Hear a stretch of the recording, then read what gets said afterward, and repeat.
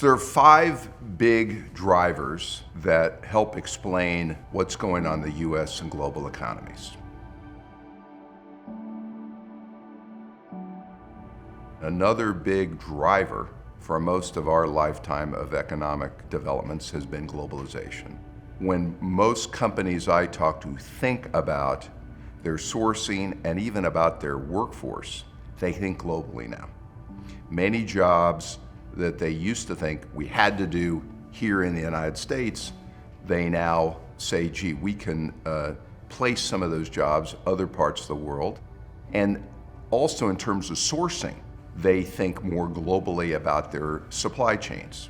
You know, Ford calls their, what we think of as manufacturing plants around the country, they call them assembly plants. There's a reason for that. Much of the content that goes into that assembly plant touches somewhere else in the world before it gets to that assembly plant to assemble the final car. Globalization, by and large, has been a helpful thing for companies in managing their costs and in managing their workforce. It has not been, though, such a great thing in many locations in the United States. It has been the reason why many small towns and cities in the United States have deteriorated, because they had a big operating plant that they grew up, maybe textiles, maybe it was automotive related, and that plant is no longer globally competitive, and it wound up in effect getting offshored to somewhere else in the world that was more competitive, but it really had a negative effect on that town. And the workers in that town did not have a lot of viable alternatives for work. And it's not so easy to move 500 or 1,000 miles to get a new job, and so we found a lot of economic hardship locally. So I always said globalization is good on a macro basis, but it can really be challenging locally, and we have not done a great job in the United States helping local workers and local towns adjust to globalization.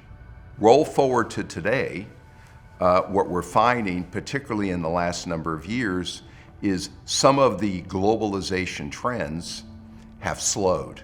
COVID and also geopolitical risks, either with China or the Russia-Ukraine war or other geopolitical issues, have sort of put sand in the gears of globalization and changed the mindset of many executives I talk with about globalization.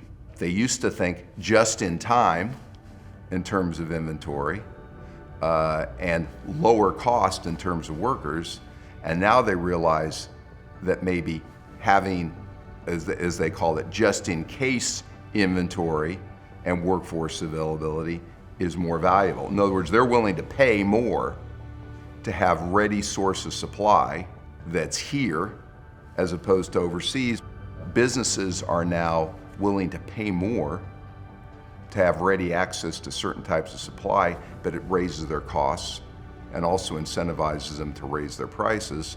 If you're going to do just-in-case inventory and you combine that with technology-enabled disruption and the need for more investment in technology, it means small businesses really struggle with how to compete because they don't have the scale either to invest in technology or to deal with some of these deglobalization trends.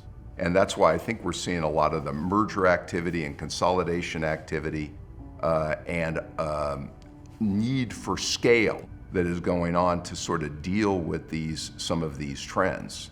It also helps explain why we seem to have more worker shortages in the United States and struggle to fill positions. And I think deglobalization is one of the reasons for that. One of many, but one of the reasons for that. To learn about the 5 structural drivers of the global economy, continue watching our clips on the Robert Stephen Kaplan YouTube channel or visit robertstephenkaplan.com.